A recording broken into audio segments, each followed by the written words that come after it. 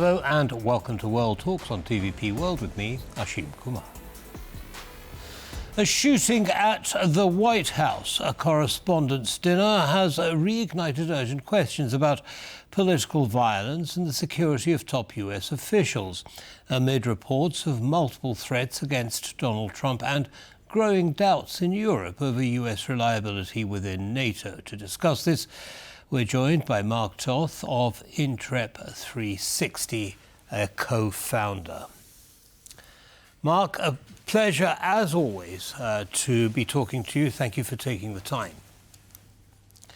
Great, Ashim, honored to be here. Thank you. Thank you, sir. So let's start with the shooting. I mean, this is potentially the third attempt at an assassination on President Trump. What's going on? Is the temperature, the political temperature, too high? Is the rhetoric too violent and aggressive at the moment?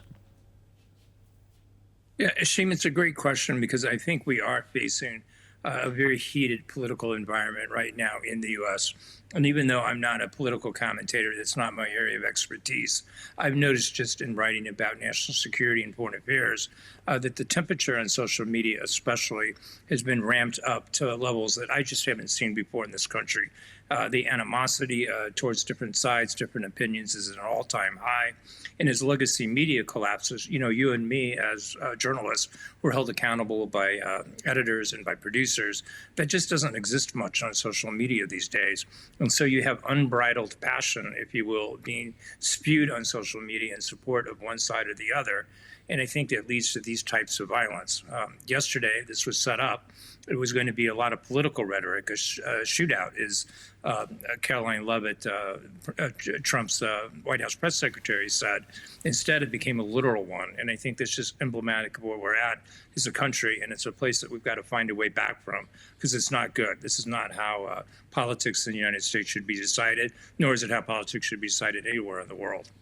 Well, indeed, and there have been a lot of world leaders saying exactly what you've just said, as well as, of course, members of the Democratic Party, including Nancy Pelosi and others.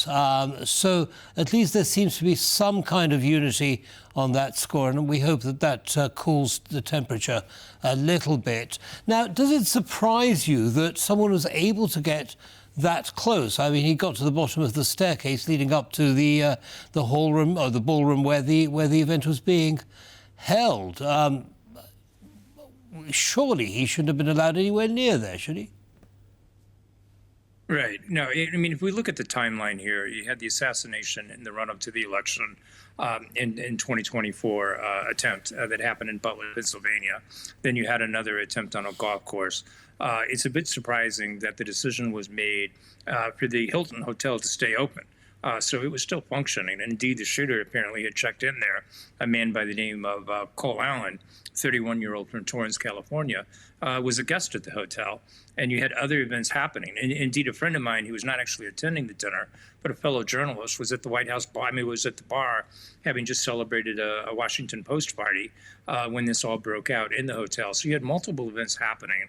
The hotel itself was still open to outside guests and visitors.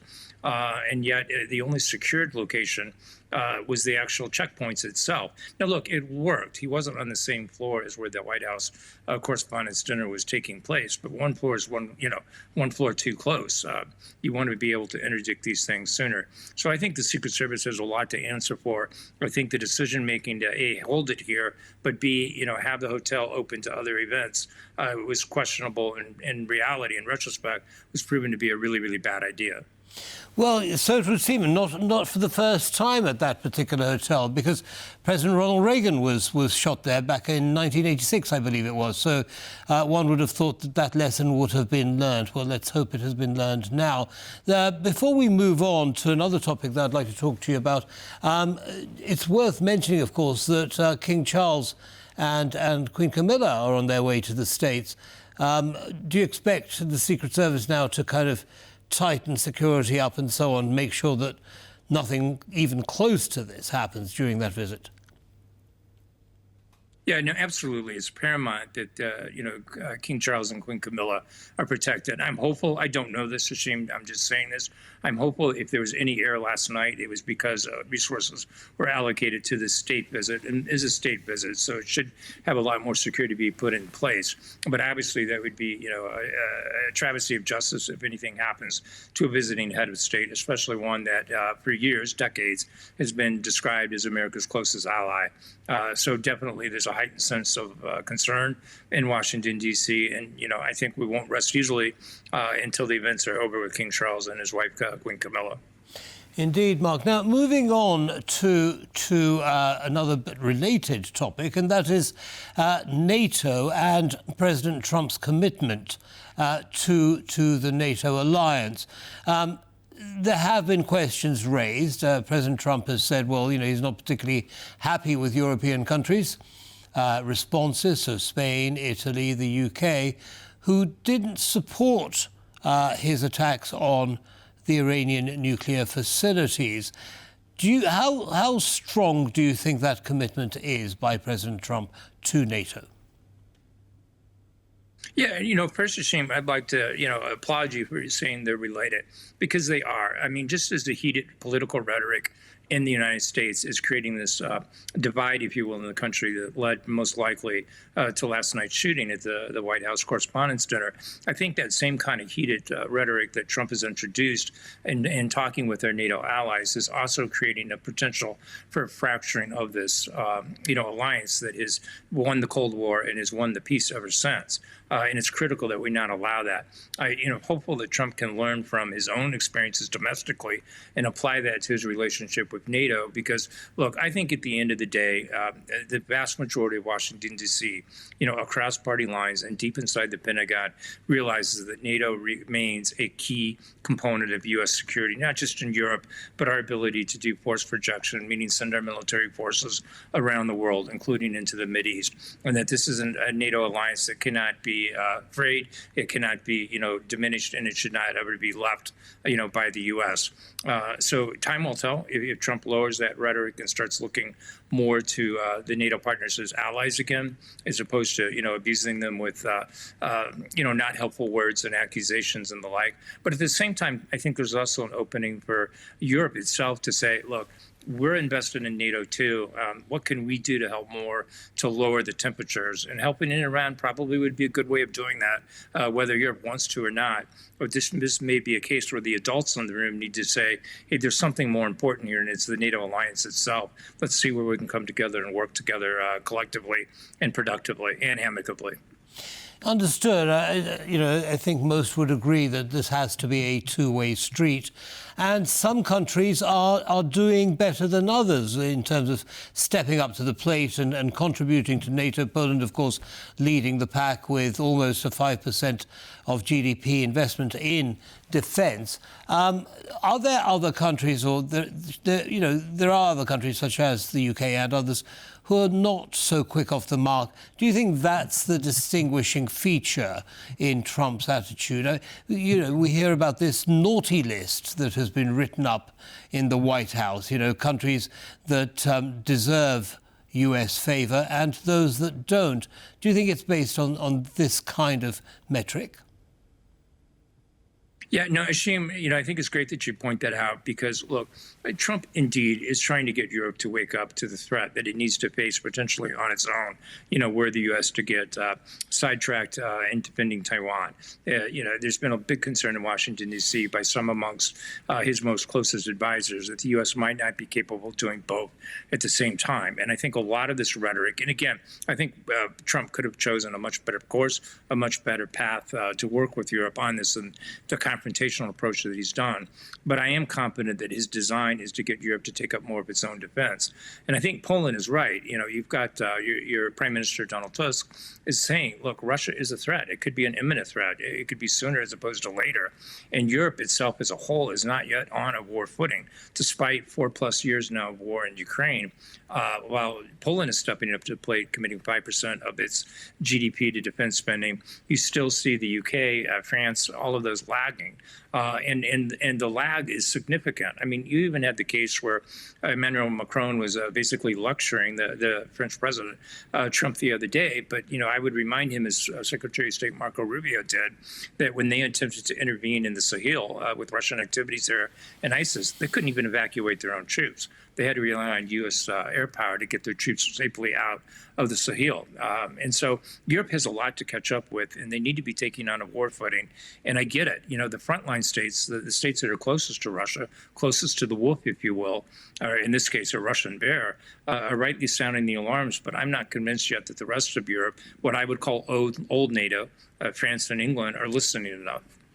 Right, although there is potentially some light at the end of the tunnel with Germany ramping up its investment in military capacity, increasing the size of its army, working in a parallel way with countries like Poland and others in this region. Do you think they've finally seen the light, and do you think they're going to lead the way for old NATO, as you put it? Yeah, no, look, clearly, the German Chancellor, Friedrich Merz, wants to be the leader of old NATO. He's made that clear. He's talked about having the largest army in Europe at some point for the Germans. But a lot of that's still pushed out somewhat. And while we're hearing about structurally what can happen in Europe, the building of the German army, obviously defenses along the Eastern Front, there's an active war going on right now in Ukraine, one that Ukraine admirably is really starting to turn around. I mean, they've had advances on the battlefields. Their drones are creating significant losses for Russia in this what they call the kill zones, these 10-kilometer wide zones, where Russia now is losing more people on the battlefield than they can recruit in a month. So there's a deficit that's growing there alongside the economic damage that they're doing. But Europe is not stepping up there enough yet. They need to participate in this fight, maybe not directly, it's not what I mean, but they could participate like what we saw Romania most likely do, which is to start to interdict Russian drones and ballistic missiles fires over Western Ukraine. So, while I think Germany's headed in the right direction, to answer your question, I still don't see enough other than economic support happening, for the real fight, which is going on in real time in Ukraine. That needs to change for Europe's sake, because you can save yourself a lot of headaches, a lot of loss of treasure and blood down the line if you make sure that Ukraine wins, and they should win, and they are winning at this point. Well, the other thing, of course, worthy of mention is how Ukraine has actually gathered all of this military know-how and technology, drone technology and others, and has actually now become a net exporter of such military skills, knowledge and technology, which is in itself quite an achievement. Do you agree? Absolutely. And look, I give Poland great credit. Early on in the war, Poland set up a joint project, and I forget the name of it right now, with Ukraine to learn from the technologies from the battlefield. I mean, history has proven that some of the greatest leaps in technologies, the revolutions in military affairs, as we call them in the national security world, come from learning from the battlefield. And Poland has been studying that with Ukraine. And Ukraine has been in the leading edge of that, thanks to its European partners. I want to emphasize all of this takes money. And Europe has certainly been there with money and certainly of late through the Pearl system buying U.S. weapons to supply them. So, I want to make it clear Europe is doing its share, but that's from a money and economic standpoint. It needs to do more militarily. But there's a lot to be learned. And the fact that Ukraine is now in this, as you put it, a net export position, and we just saw that in the Mideast, where they're delivering drone defensive capabilities to the Gulf states, especially the United Arab Emirates, is impressive. I mean, here's a country at war. It's fighting one of the world's so-called superpowers. It's got significant parts of its territory occupied, and yet here it is helping other countries in the Mideast, thousands of miles away from Kiev. Remarkable achievement. Remarkable indeed, Mark. As always, thank you so much for the breadth of your analysis for our audience, and have a wonderful day, sir. Thank you, Ashim. Greetings to you and your viewers. Thank you. Bye-bye. And that brings us to the end of this episode of World Talks. Don't go away, lots more coming up. Goodbye.